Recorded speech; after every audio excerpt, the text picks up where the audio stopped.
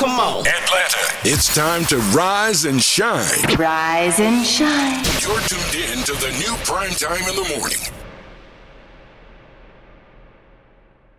Ladies and gentlemen, good morning. Welcome to one of our hip and extraordinary and fantastic morning primetime show. This is Primetime in the Morning, and I'm your host, ladies, especially my ladies, but my fellas, your host, Monica Gray here in the studio, in the flash, for another exciting episode of Primetime in the Morning this morning on all major audio platforms you get your podcast from, whether it is on Spotify, iHeart, or Apple Podcasts.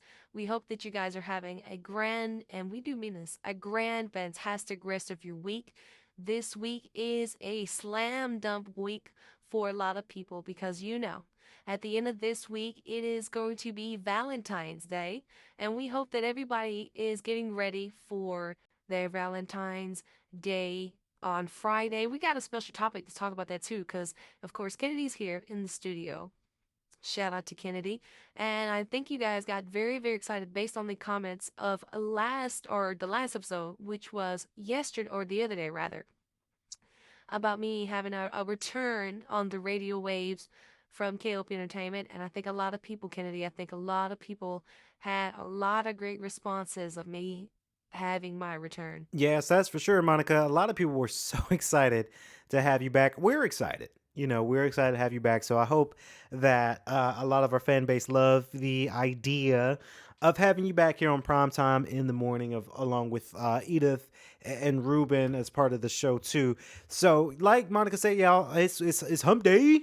It's Wednesday. So hopefully everybody is having a fantastic a week this week. A little bit of some news announcements before we get down to the nitty and gritty, guys.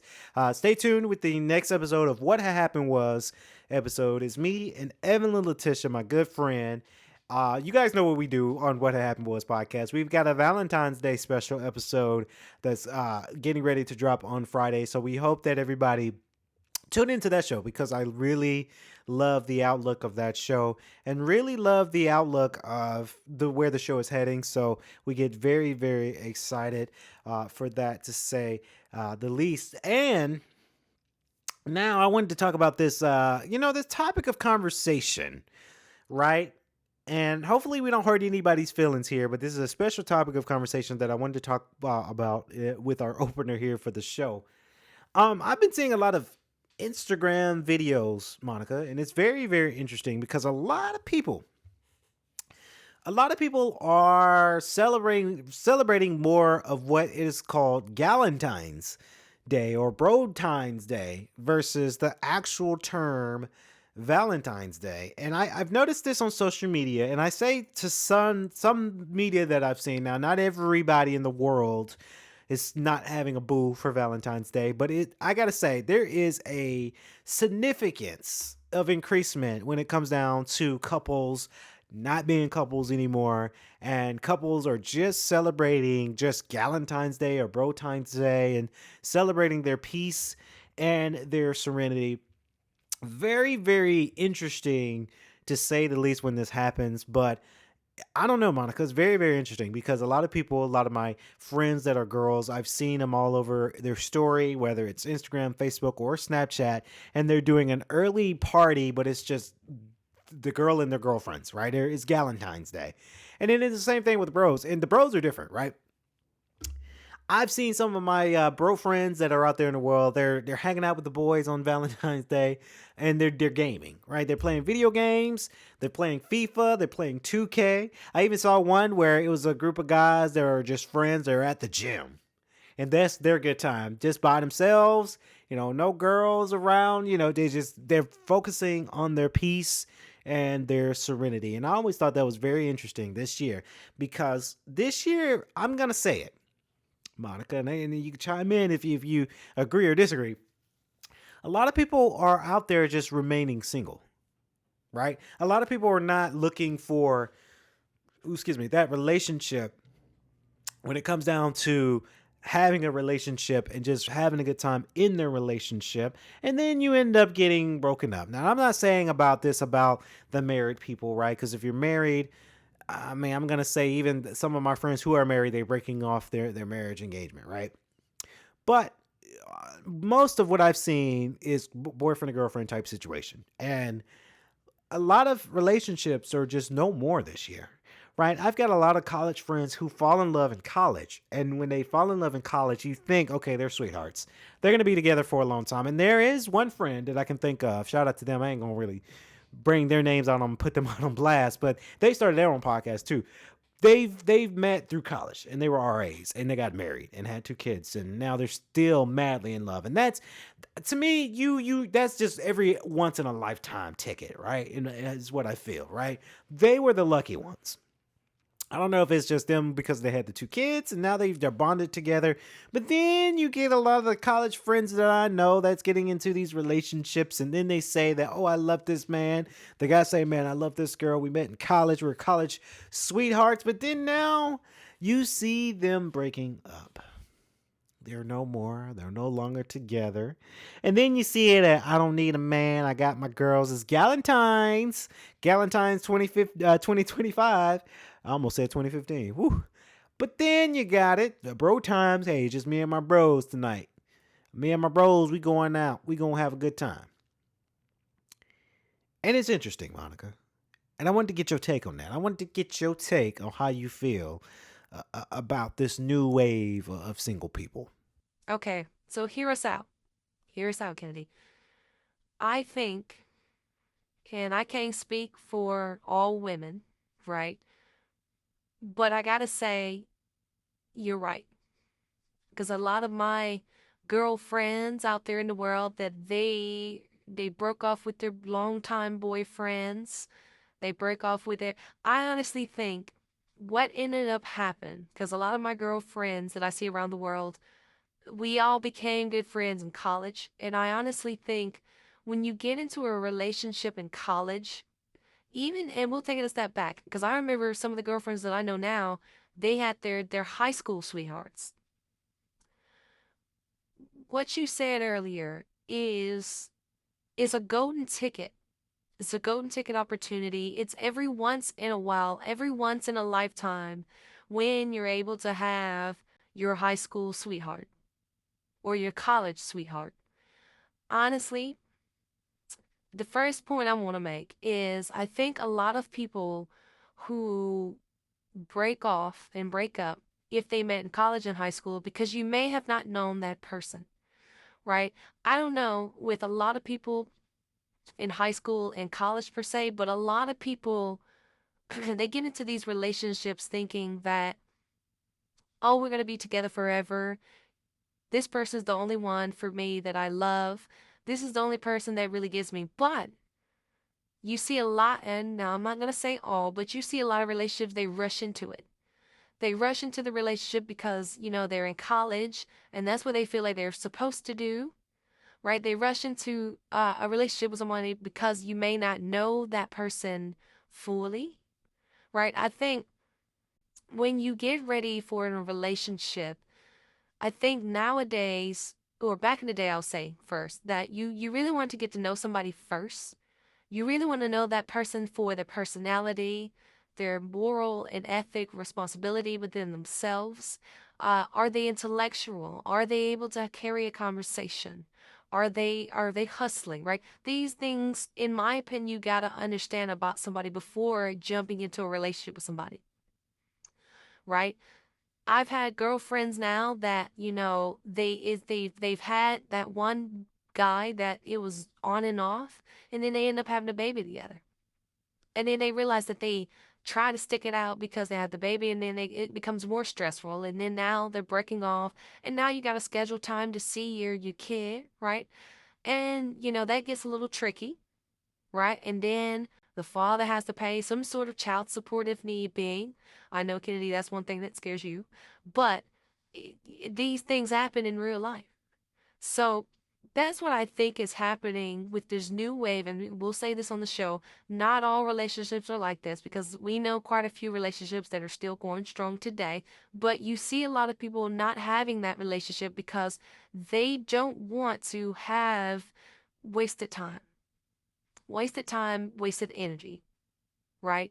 You gotta be careful about that relationship with that certain someone who might become toxic, right? A lot of fellas are thinking that, hey, we don't want to deal with the toxicity of this relationship, so we're going to break this off, right? Because the peace and serenity is the most important thing for the fellas. Now, for the ladies too, they might be feeling the same way. Or, because guys do this too, but or the our ladies, we might have broken off with a relationship and got our feelings hurt. And that's what we choose to be kind of closed off. And in the relationships, we close it off because we don't want to be hurt again. We don't want to go through the energy. We don't want to go through the stress, the trials, the tribulations of forming that relationship.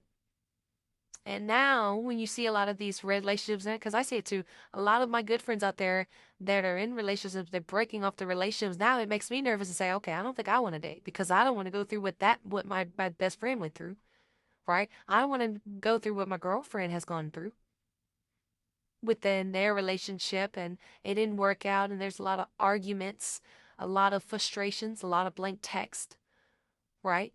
So that's why you see it. And you got to think about it too.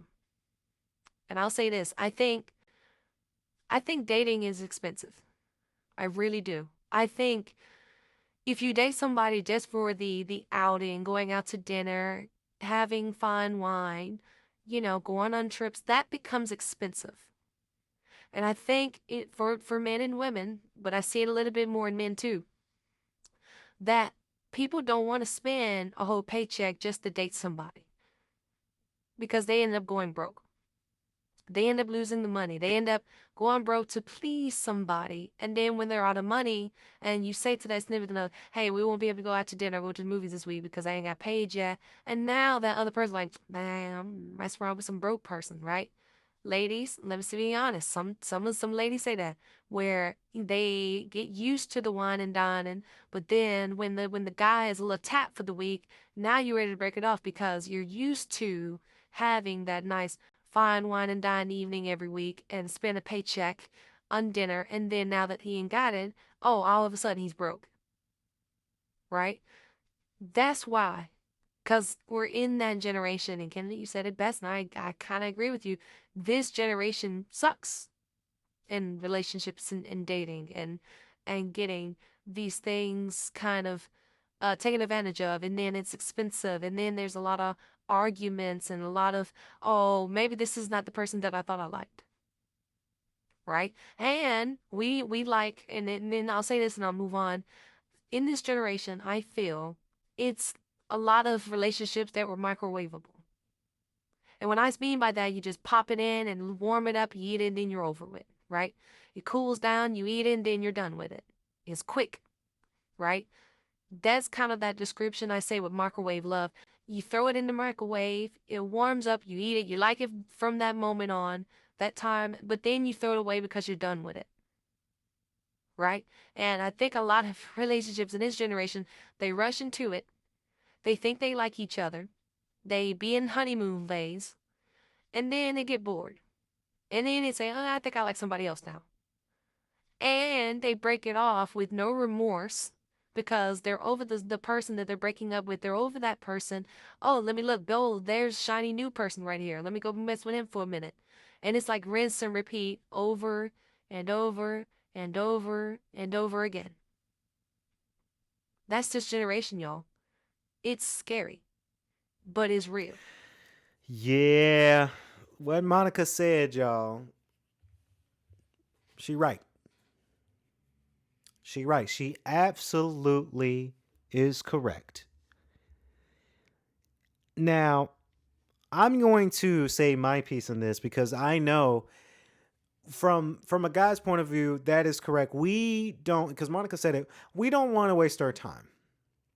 Now, granted, You guys heard me say multiple times on podcast shows about relationships, and this one is no different.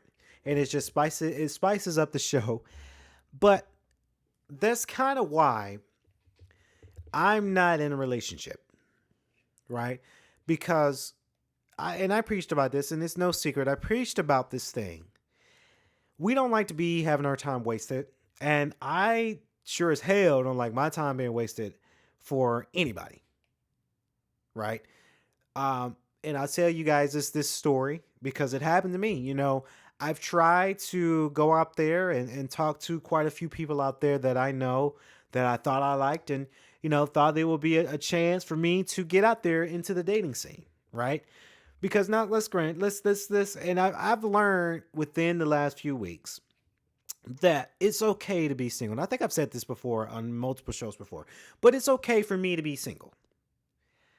Yes, I am single, but I am going to say here on Primetime, yes, and I guess this kind of counts for Valentine's Day special too. I'm single by choice, right? Because I got to say, when it comes down to spending money on somebody especially for a girlfriend, I am very selfish, right? I feel like I will want everything that I buy, whether it's food, gifts, things that dudes will buy a girl as a relationship, I buy that for myself. And I think I will want that for myself. Right? Because not only did I see it, Monica, on social media about dudes spending a check on a date. Some people spending $200 for dinner. I think that's asinine in my opinion. But dudes do that just to impress that one person. I do say this. You don't want to lead in a relationship with money, right? Don't lead into thinking that you're going to get somebody and you flaunt them with your money. Your money, the clothes, the watches, the cars, right? You got to be careful. Because I think a lot of ladies will, not a whole lot, not every lady, but some ladies will think, oh, that's what he got like that. Oh, he got it. So yeah, we're gonna use that. Now, it's the wasting time for me. I'm learning this, and this is something I learned a few weeks back now. I'm learning that I like constant communication. Right? I do not like getting ghosted. I don't. I'm learning that now. That's another pet peeve of mine, and that's kind of why I haven't been in a relationship, because I dealt with some ladies who don't like to respond as swiftly as they could when I text them, right? And Monica, and I say this because it's not me, hey, I text you and I gotta wait, a couple minutes for a response, but that's fine. I never encourage whoever lady I'm talking to, I don't encourage them to text me back 5 seconds after I just text them because they're busy. Because sometimes I don't do it. Sometimes I don't respond back to a text either because I'm filming something, I'm on set, I'm in production, or I'm doing a podcast, or I'm in a meeting. So yeah, those are going to be the times where you may not get a response back to me immediately. Or if I'm with family. Even my family, all two of my brothers and two of my sisters and my mom and dad knows if you text me, yeah, you're going to get a text response back because that's just something that I do. Especially if you text me, hey, 911, I'm going to call you at that point. You text me 911, what's going on? Right? But a few weeks back, I was talking to a girl. We knew each other by mutual worlds. Going out to lunch. First, it was going to be dinner. And then it snowed. And it was a snow day, so we had to reschedule because, I didn't want to drive out in the ice with my car, especially my new car. I didn't want to test that water. So I say, all right, we're going to reschedule. Then we come up with the conversation with lunch. Crickets. No response back. She's busy, I'm busy, we both working, I get it. I understand that we both have jobs, we both have responsibilities, and we trying to get this thing together. But that's just the one thing I can't stand with the passion is not having the constant communication when I invited that person out. You want to know what I did, Monica? I said, hey, we can go to a very nice restaurant for lunch. I'll pick you up. I'll look fly. And I'll pay for lunch. We'll have a good time. That's when I messed up. I led with money. Wine dine, pick you up. Everybody knows by now. And maybe I shouldn't have posted on social media, but everybody know I got a new car, right? New car, looking good, got a haircut, staying in the gym. Hey, I'll pay for the lunch. Bam, I led with my money. And not to say that she was trying to get with me just for my money, but I led with that. Right? And I did all of these things, and I had to wait about a day and a half for a response back.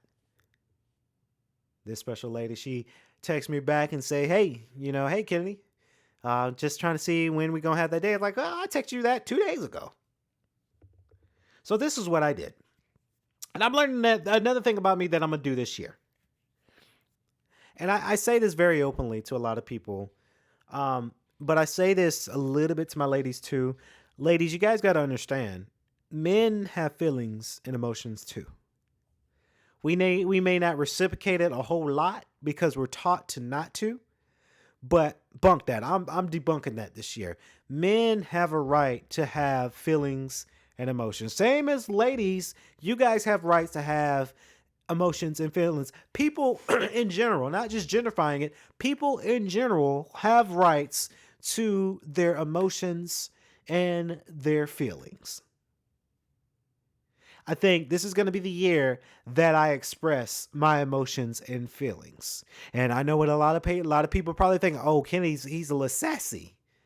Right? That's another thing that I've been hearing, that ladies been calling men sassy. Oh, they bougie, they sassy. Why men ain't men no more?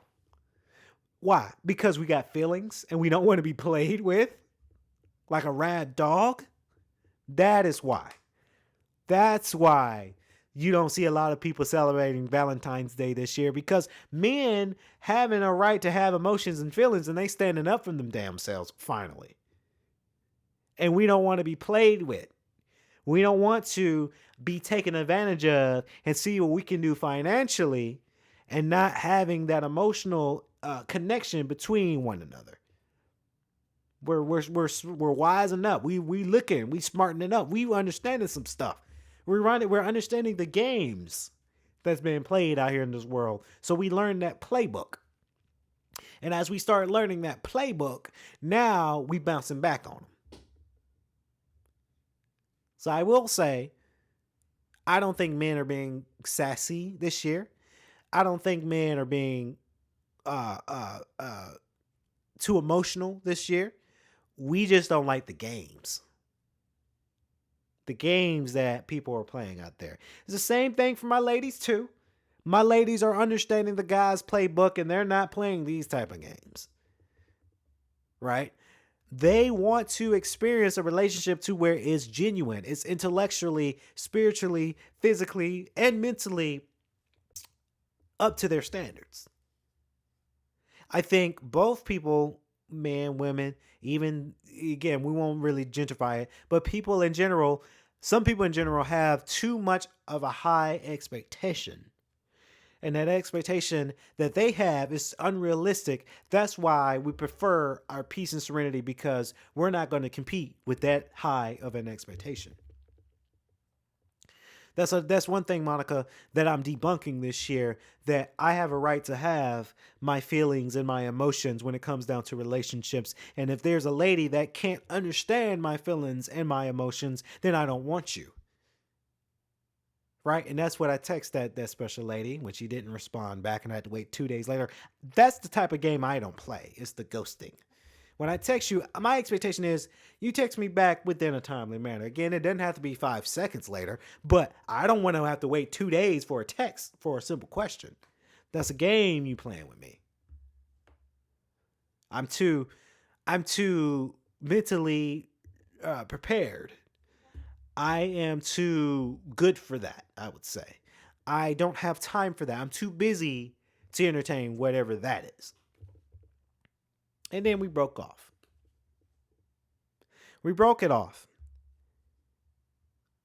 But you guys didn't see me flinch. You guys didn't see me flinch because this is audio version, so you can't see me flinch. But I didn't flinch. I didn't get upset. It's a great, hell of a topic for today's show. I moved on. I continue to go to the gym. I continue to handle my business. And I continue living life because life is too short to play these type of games. And that is why you see a lot of people not in relationships this year alone. It was pretty bad the last few years, but this year is just as bad. A lot of our generation, we just don't want to play anymore. It's exhausting. It's too much toxicity. It's expensive. These are the things that it's a little too much. And that's why I say Valentine's this Friday. I'm going to be doing my DJ mix set. Me and Evelyn going to do what we do best, our podcast. And then I'm going to sports production over at GGC. Y'all stay tuned for that because I got an announcement with that too. I will continue to hustle and make money this Valentine's Day. And I don't mind it. I don't mind it because a lot of my men and women, they're not going to gentrify it. A lot of people who are single by choice, they will surely prefer their peace and their fidelity and their serenity in this lifetime. And I feel like I'm living my best life because there is no toxic energy in my household. There is no stress in my household. I don't have anybody nagging me in my household. I like my peace. And that is why people are like that today. Sorry, not sorry. But we're going to pass it on to Edith and Ruben for the latest news out there in the world for Primetime in the morning. And then, of course, I'll be back. We're going to give you guys a video version of this show for sure. We'll be right back because I've got to talk about WWE Raw and talk about the latest news from the New York mayor, Eric Adams. So y'all stay tuned for that part. Continuing on Primetime in the morning. Welcome to Primetime in the morning. It's Wednesday, February 12th, and we are so excited to kick off your day with you. I'm Edith Sharp, bright-eyed, caffeinated, and ready to go. And I'm Ruben Larkin, still working on the caffeinated part. But hey, I'm here, alive, and ready to bring the energy, whether my coffee kicks in or not. Oh, come on, Ruben. You've got that natural morning charm. Who needs coffee when you've got that $1 million voice? Oh, I definitely need coffee, Edith. Let's not test fate. But hey, folks, it's a beautiful morning here, and we've got a packed show for you today. Yes, we love hearing from you all, our Primetime family. So let's get things started. Coming up after the break, we'll dive into the top headlines you need to know before heading out the door. A$AP Rocky will not be testifying in his own defense as his assault trial wraps up in Los Angeles this week. According to court reporter Megan Cuniff, the rapper's lawyer, Joe Tacopina, confirmed that his client won't be taking the stand on Tuesday. Rocky told Judge Mark Arnold that he absolutely agrees with the decision and intends to waive his right to testify. Rocky is currently facing 2 counts of assault with a semi-automatic firearm for an alleged incident in November 2021 in which he stands accused of firing shots at his former friend A$AP Rocky. If convicted, he could be looking at up to 24 years in prison. Rocky's case relies on the claim that he only fired off warning shots from a prop gun to get Rocky to stop attacking A$APLs. Despite his ability to do so legally, he didn't want to carry a real gun for fear that he would either injure someone or himself, Tacopina said earlier in the trial. With the court closed on Wednesday, the jury will hear closing arguments in the case on Thursday. Rihanna has been supportive of Rocky throughout the legal process, while it looked as if she might refrain while attending any of the hearings initially. She eventually made an appearance at a key day of testimony on January 30th. She's since made other appearances as well in recent weeks. They've even been spotted stepping out for dinner together in LA afterward. In other news, both Rocky and Rihanna are still preparing for the release of their long-awaited new albums. Rocky hasn't dropped a full-length effort since 2018's Testing, but has already announced plans for his 4th studio album, Don't Be Dumb. Rihanna, on the other hand, hasn't officially revealed a follow-up to 2016's Anti, but has hinted about working on it on several occasions in recent years. Stephen A. Smith says he was a huge fan of Kendrick Lamar's performance at the Super Bowl halftime show on Sunday. Reflecting on the event during the latest episode of his self-titled show, Smith began by suggesting that Lamar didn't disappoint. He noted, "Not like us specifically, showering the song with praise. First of all the Stars is one of my favorite songs. Let me get that out the way. I like her as an artist too, and I love hearing her voice. That's true too. That's not why I'm giving this an A grade. I'm going to tell you why I'm giving this an A grade, because the brother played Not Like Us, that's why. That's what I wanted to see." He then noted the suspense that came with Kendrick Lamar's build-up to the performance of the diss track. This brother went a step further. He teased it brilliantly, and he kept teasing it throughout the performance. And then finally, he was talking about getting sued and all this other stuff, so he had to watch what he said. But then he went ahead and performed the song. That's representing Compton. That's representing hip-hop. Stephen A. Smith loved the performance. Stephen A. Smith says he was a huge fan of Kendrick Lamar's performance at the Super Bowl halftime show on Sunday. Reflecting on the event during the latest episode of his self-titled show, Smith began by suggesting that Lamar didn't disappoint. He noted, "Not like us specifically, showering the song with praise. First of all the Stars is one of my favorite songs. Let me get that out the way. I like her as an artist too, and I love hearing her voice. That's true too. That's not why I'm giving this an A grade. I'm going to tell you why I'm giving this an A grade, because the brother played Not Like Us. That's why. That's what I wanted to see." He then noted the suspense that came with Kendrick Lamar's build-up to the performance of the diss track. This brother went a step further. He teased it brilliantly, and he kept teasing it throughout the performance. And then finally, he was talking about getting sued and all this other stuff, so he had to watch what he said, but then he went ahead and performed the song. That's representing Compton. That's representing hip-hop. Read more. Stephen A. Smith rips Serena Williams for taunting her ex Drake alongside Kendrick Lamar at the Super Bowl. In addition to All the Stars and Not Like Us, Lamar performed Squabble Up, Humble, DNA, Euphoria, Man at the Garden, Peekaboo, Luther, and TV Off. Despite Stephen A. Smith loving the show, the setlist has been proving to be quite controversial.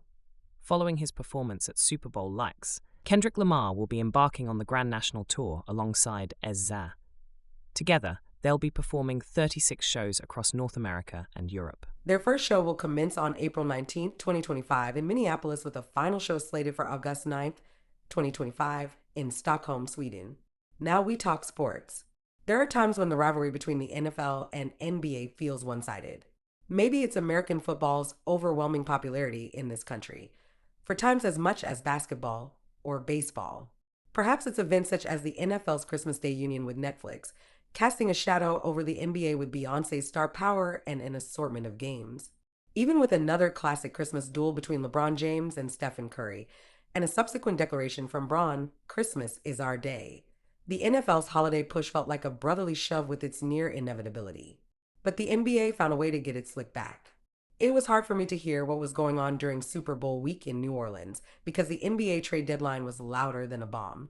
It started with a Shams Charania tweet in the midnight hour that some thought was a sham because of this kicker: Luka Doncic to La La Land, Anthony Davis to Dallas. But it was true. And what resulted until the February 6th, 3 p.m. Eastern Time trade deadline was a series of rumors and realness that captured sports fans' interest. Was the Luka trade an end to the player empowerment era? Is Kevin Durant going back to the Warriors? How will the Jimmy Butler-Pat Riley feud end? It was enough that those questions were definitively answered. They were solved in a way that reminded me of how the NBA marketed itself during my formative years, with clever commercials and a willingness to engage smaller markets. Shifting the conversation from the NFL is no small task, and certainly the Super Bowl itself shines brightest in the American sports landscape. But there's a path for the NBA to steady itself against the NFL's autumn and winter winds in the years to come, and it starts with star power. With respect to Davis's capacity for dominance on both ends of the floor, it never made sense to raise him up as an heir to James from the celebrity perspective. When he ultimately deferred to the king in a basketball sense, it made the Lakers' future murky, even with a championship on the pair's resume. That is no longer the case. Luka Magic isn't just a plan for LA's basketball future, it's a plan for the NBA's as well. We have a hard time letting go of basketball icons. Look how long it took us to truly appreciate James independent of Michael Jordan's shadow. Even now, in the presence of Nikola Jokic, Shai Gilgeous-Alexander, and Anthony Edwards, casual fans are still checking for Braun, Chef Curry, and KD. The Olympics were a teaser of the game's international presence, and the passing of the torch through brotherly banter between the likes of Edwards and Durant. But the NBA can't rely on a spike every 4 years. With the Luka LeBron partnership, it doesn't have to wait any longer. The NBA's future is now. The rhetoric regarding player empowerment matters as much now as the rhetoric regarding Luka's conditioning. Both are convenient excuses to hate on generational talents, and hate doesn't need logic, only motive. But there are times when that contempt is righteous indignation. I know it's not true, but it's a motive for a long run here. Don has said about criticism of his conditioning. I feel the same way about narratives surrounding player empowerment. Butler, who was traded to Golden State, isn't in the same tier as the aforementioned stars, but that didn't stop him from getting what he wanted. An exit from Miami to the tune of $121 million over 2 years from Golden State. That saga might be frustrating to NBA purists, but at this point, it's the cost of doing business. This also underscores the point of controlling narratives that might work against the NBA's best interest. You would never see an NFL production take tireless aim at its spotty refereeing or the supposed preferential treatment for the perennially successful Kansas City Chiefs. And yet, the NBA's most popular show on TNT makes it a regular occurrence to discuss three-point volume shooting or grumbling about players in contract disputes. I remember when the NBA had a sense of marketing when it came to rising and present stars. It's not a coincidence that the Charlotte Hornets, next to the Chicago Bulls, had the most popular starter jackets some decades ago. The league celebrated its eccentricities, whether it was Muggsy Bogues' big game despite being 5'3", or Larry Johnson's prima-dia antics. Add Alonzo Mourning to the mix, and the Hornets became iconic in the mid-90s. I was a teenager walking around the Nike Peach Jam in 1998 and being handed a Fun Police badge, a Nike promotion which surrounded a young Kevin Garnett with a mix of NBA stars, such as Gary Payton and Jason Kidd, in addition to role players like Terry Porter and Tom Gugliotta. We think of Scottie Pippen as a sidekick to Jordan, but he was the leading man in a McDonald's commercial when he swiped the fries of Mourning, Reggie Miller, and Patrick Ewing, a call out to his defensive prowess. Maybe the league can take a page from its female counterparts. The jersey retirement ceremonies for Aya Wilson and Caitlin Clark were a perfect precursor to the view of Wilson's new shoe. Angel Reese is a one-woman billboard with her face on a McDonald's meal and a cereal box. Ant-Man has done a few commercials, but what about Gilgeous-Alexander? Maybe instead of freezing out Trae Young, the league could put one of its unappreciated but flashy guards in a spot or two. Again, the goal has to be sustaining interest beyond this dynamic and legendary trade deadline. The NBA should seriously consider some changes to All-Star Weekend to continue the momentum. Perhaps adding some star power and a larger prize to the dunk contest. The secret might be as simple as making the league fun again. Magic Johnson and Larry Bird made the league fun. Same as Jordan. Despite the complaints about competitiveness, what people really want to see is a colorful league, both in how it presents its product and players. Maybe you see the Luka trade as the NBA catching lightning in a bottle. Perhaps you see it as a Laker-loving conspiracy, rising from an outer realm known for frozen envelopes and perfidious ping-pong balls. Either way, it's fun. More importantly, it takes a nation's conscience away from football and back to hoops, which has given the NBA new life. Now it's time for our top primetime story. The UK and US have not signed an international agreement on artificial intelligence, AI, at a global summit in Paris. The statement, signed by dozens of countries including France, China, and India, pledges an open, inclusive, and ethical approach to the technology's development. In a brief statement, the UK government said it had not been able to add its name to it because of concerns about national security and global governance. Earlier, US Vice President J.D. Vance told delegates in Paris that too much regulation of artificial intelligence, AI, could kill a transformative industry just as it's taking off. Vance told world leaders that AI was an opportunity that the Trump administration will not squander, and said pro-growth AI policies should be prioritized over safety.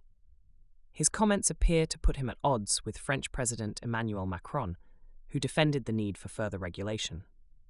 We need these rules for AI to move forward, Macron said at the summit.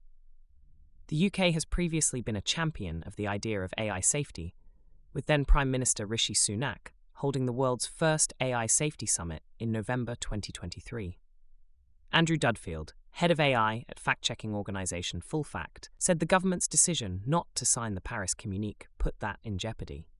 By refusing to sign today's International AI Action Statement, the UK government risks undercutting its hard-won credibility as a world leader for safe, ethical, and trustworthy AI innovation, he said. However, UKAI, a trade body representing businesses working in the sector across the country, said it was the right decision. While UKAI agrees that being environmentally responsible is important, we question how to balance this responsibility with the growing needs of the AI industry for more energy, said its chief executive, Tim Flagg. UKI cautiously welcomes the government's refusal to sign this statement as an indication that it will explore the more pragmatic solutions that UKAI has been calling for, retaining opportunities to work closely with our US partners, he added. The statement signed by 60 countries sets out an ambition to reduce digital divides by promoting AI accessibility and ensuring the tech's development is transparent, safe, as well as secure and trustworthy. Making AI sustainable for people and the planet is listed as a further priority. The agreement also notes that AI energy use, which experts have warned could rise to use as much as small countries in years to come, was discussed at a summit for the first time. Looking at the summit declaration, it's difficult to pinpoint what exactly in that statement the government disagrees with, said Michael Birtwistle, Associate Director at the Ada Lovelace Institute. The government said in a statement it agreed with much of the leaders' declaration, but felt it was lacking in some parts. We felt the declaration didn't provide enough practical clarity on global governance, nor sufficiently address harder questions around national security and the challenge AI poses to it, a government spokesperson said. The government has signed other agreements at the Paris AI Action Summit, including about sustainability and cybersecurity, they added. Downing Street has also insisted it has not been led by the Trump administration. This isn't about the US. This is about our own national interest, ensuring the balance between opportunity and security, a spokesperson said. It comes amid discussions at the summit about the impact of AI development on society, the environment, and governance. Policymakers, executives, and diplomats have been mulling ways to capture the economic benefits of AI innovation while addressing the technology's risks. It was kicked off by Macron posting a compilation of jokey deepfake clips of himself in popular films and TV series on social media. This summit is focused on action, and that is exactly what we need right now, said European Commission President Ursula von der Leyen on Tuesday. She said Europe's approach to AI, which has been championed throughout the summit, would also emphasize innovation, collaboration, and embrace the power of open source technology. The meeting is also taking place at a time of growing trade tensions between the US and Europe. President Trump has decided to impose tariffs on steel and aluminium imports into the US, a move that will affect the UK and EU. It's understood the UK will not immediately retaliate, as it seeks to tread a delicate path of maintaining good relations with the Trump administration, while also building closer ties with the EU. Yes, ladies and gentlemen, coming up next here is the video version of Primetime in the Morning. We hope that everybody's been enjoying the show thus far. And of course, we've got some great topics of conversation here in the studio and on the show this morning. So we hope, again, we didn't say it at the beginning of the show, we hope that everyone is having a fantastic day. I know yesterday was a little bit gloomy and rainy yesterday, but see, we hope that everybody is having a fantastic, great day. Valentine's Day is around the corner, but I'm sure me and Monica, we've talked enough about Valentine's Day at the beginning of this show.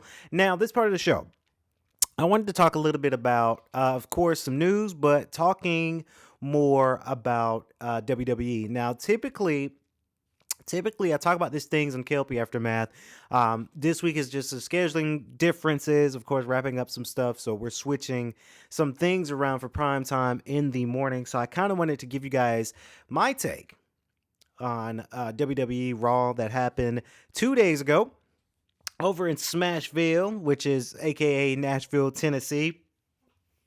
And believe it or not, I've been to Tennessee so many times. Not Nashville in particular, but Gatlinburg. So I just got to say shout out to Gatlinburg and Tennessee in general. Now, of course, we had a great show the other few nights ago. Of course, it was announced in advance for Monday's show. It was Damage Control, Dakota Kai and Io Sky versus Liv Morgan and Raquel Rodriguez. Let me tell you,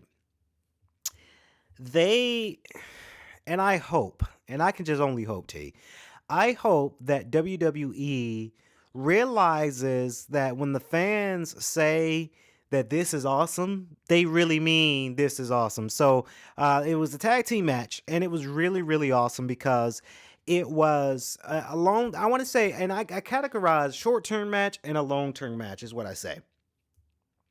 And I think they've got something with that. I feel that WWE, now that it's on Netflix, they got about 3 to 4 matches, but they're long form matches. Comment below if you guys noticed that.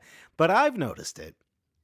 I noticed it to where when it was, it was the matches that we watch, it was a little bit longer than usual, which is great, which is really, really great because number one, they've had a lot of great matches. As much as I like Penta, I'm glad that he wasn't on the spotlight this show. Again, you can only, in my opinion, you can only serve the Penta angle so much, and then it gets kind of stale. Because one thing I did notice, they did kind of a rerun reel on the show on Raw. So before the actual show starts at 8, 7:30 is when they do their main event house show. So they have 2 to 3 short matches within that 30-minute span just to get the people who are there in the arena just something to look at before the actual show starts. I remember they do this every time, but they did it when they were when Raw was in Atlanta a few weeks back, where we got 2 matches at the beginning. Where it was Natalia versus I forgot who she went against, but then it was R-Truth and Littlewood Kaiser at the main event show. So it was 2 matches that we saw before the actual show started. So that's always cool. And Penta was part of that house show, the beginning, the opener, if you will. So like I say, you can only sell that part so much before it gets kind of stale. But I get very, very excited when it comes down to these long, again, I'm categorizing this, guys, long-term matches. And that's what we got between this tag team match. Chanting, "This is awesome." That match was really good. It was very competitive. I'm a big fan of Io Sky. I think she is hilarious. She is very talented. She can do the flips and kicks and tricks and all those things that's going on. I'm a big fan of Dakota Kai, really. She had a chance to go against Lara Valkyria for the Women's Intercontinental Champion. Quite didn't win that match, but very, very excited to see Dakota Kai's back from injury, and, they're performing really well. They came out on top. Liv Morgan was busted to the side of her face. I like those matches. I do like it when the women get nitty and gritty, like we want to see some color. We want to see some bleed, but the match was quite amazing. Again, it was a long-term match, but it was a really, really good matchup when it comes down to that. We had Seth Rollins getting interviewed by Jackie Redmond, of course, declaring, the storyline between him going against him and Finn Balor this coming Monday for qualifiers for the Elimination Chamber. Of course, we had an appearance from CM Punk that came out really, really good. Love to see it. Love to see the angle there. I love to see CM Punk relating to the fans and relating to people, and now that he's declaring that he's on the hunt for John Cena, he's on the hunt for WrestleMania. I do want to see CM Punk go to WrestleMania. I really do. It's gonna be quite interesting, right? It's gonna be interesting to see who Punk could face at WrestleMania. A lot of people have been speculating that CM Punk versus John Cena, which, hey, it could happen.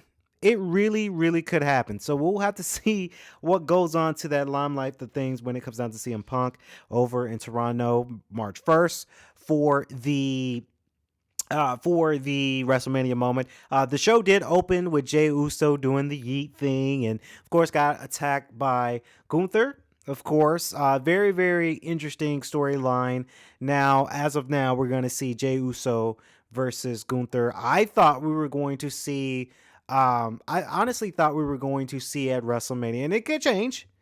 Right, it could change. John Cena versus Cody Rhodes and Roman Reigns versus Gunther. But hey, Jey Uso wins at WrestleMania, wins at Royal Rumble. So we'll have to see what happens between that. I think Jey Uso got a good chance of winning the championship because you got to think about the yeet. Yeet, that's it's selling right now. It's one of those things that is selling right now, and they're not going to pass up on those kind of moments where they're catering to the kids. And I see it every week. Every time Jey Uso comes out, he's going near a kid and they're doing the yeet together.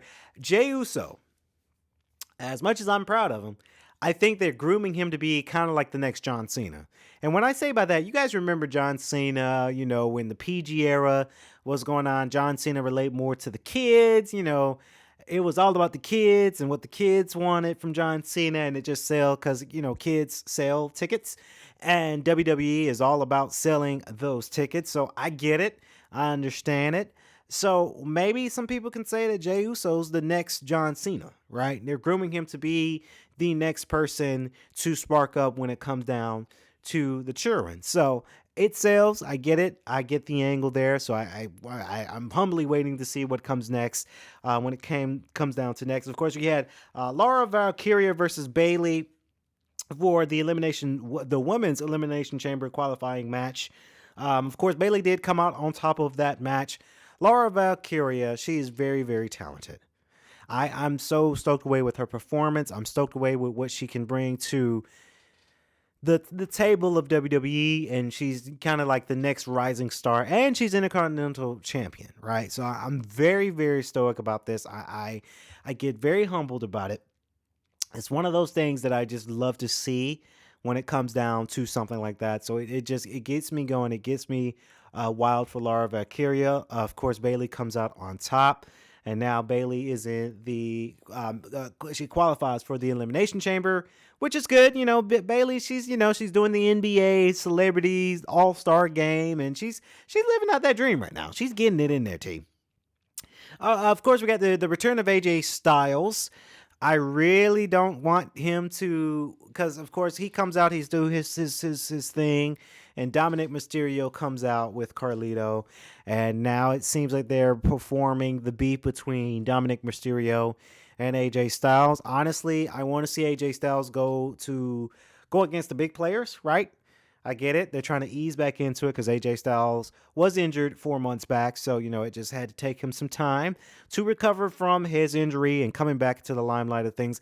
AJ Styles looks like he's going to be a face this time around. Very, very excited because I get a stoic when it comes down to people who are from Georgia representing. Now, of course, before he came out on stage, y'all, of course, they had a face-to-face off between AJ Styles and Braun Breaker. Two Georgia people. So AJ Styles being from Gainesville, and then, of course, Braun Breaker being from Atlanta. I'm excited. I'm very, very excited to see that. I think that's going to be the rivalry, Braun Breaker and AJ Styles. That's what I want to see. AJ Styles, I think it's his turn to be Intercontinental Champion, but see, now I'm conflicted because I'm a huge Braun Breaker fan. So it's tough. It's tough. It's really, really tough to see what happens and how that will form out to be. But boy, howdy, let me tell you, two Georgia people going against each other, that's representing for real. Of course, you had the New Day have their little snippet, of course. Again, not really a big fan of this New Day type of thing. I can't wait to see who's going to be their competition.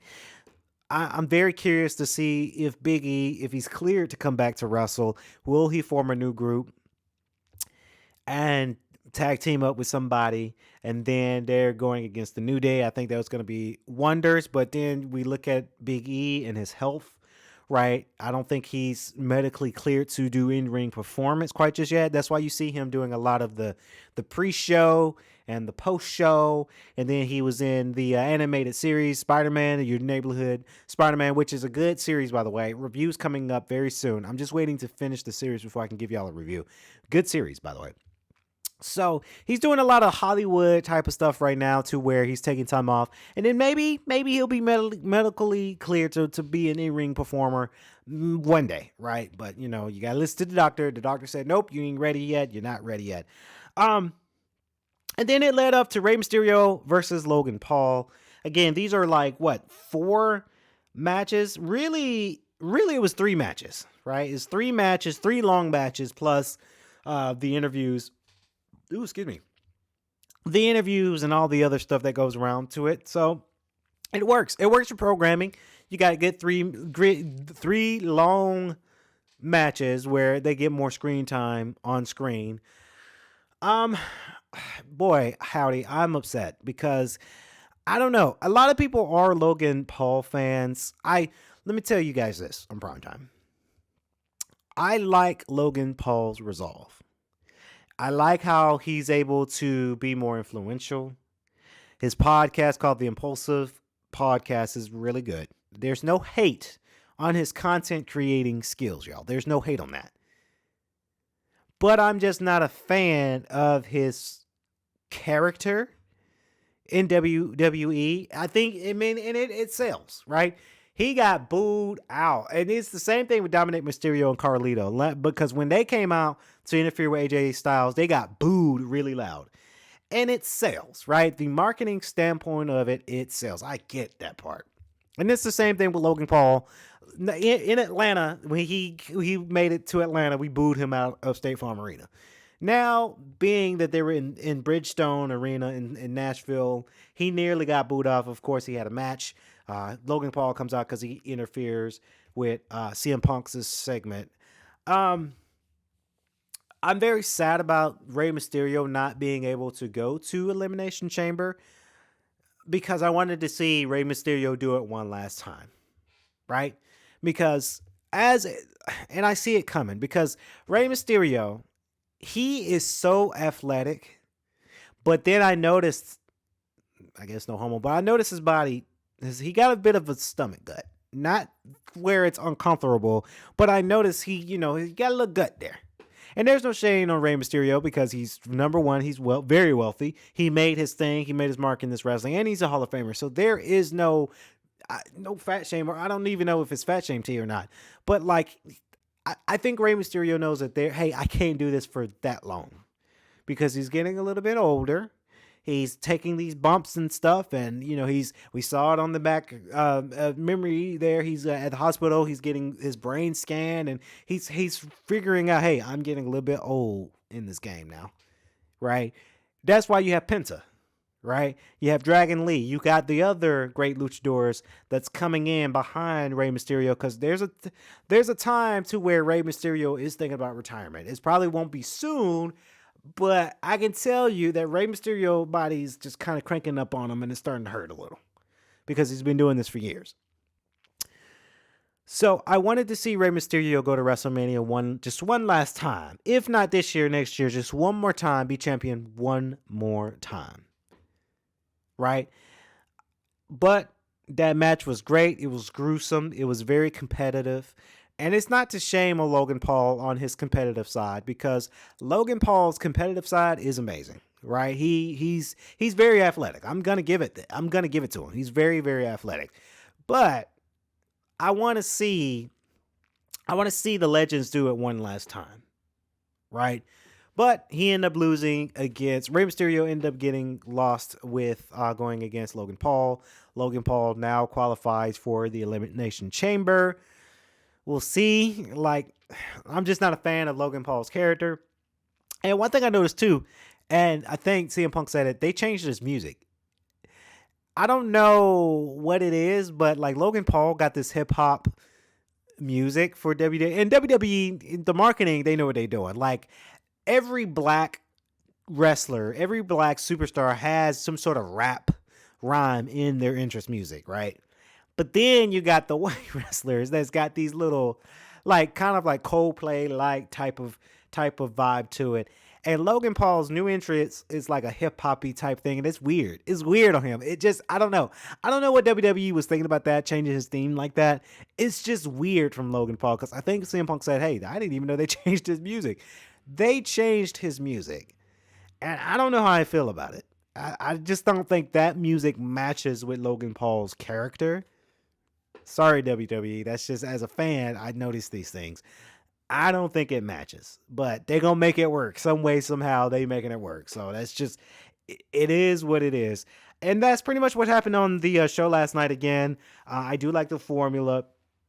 And honestly, I do like it that it ends at 10:30. I really do, because you can only watch so much WWE in one night, and you'd be surprised, guys. When when Rock went off, I did my Therabody mask massager for 20 minutes and decompress and breathe, and then I went straight to bed, right?